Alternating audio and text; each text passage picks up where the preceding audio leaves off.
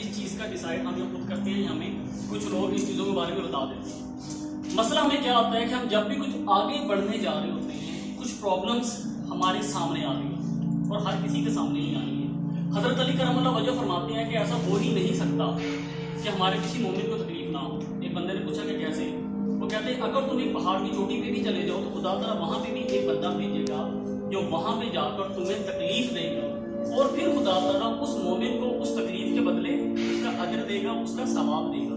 कहने का क्या मतलब हुआ कि जब हम इस दुनिया में आए हैं, हमें यहाँ पे प्रॉब्लम्स भी मिलेंगी, हमें यहाँ पे मुश्किलात भी आएंगी मुख्तलिफ तरह की, जो हमें आगे बढ़ने से रोकेंगी। अब इन चीज़ों में सबसे आगे पास कौन होगा?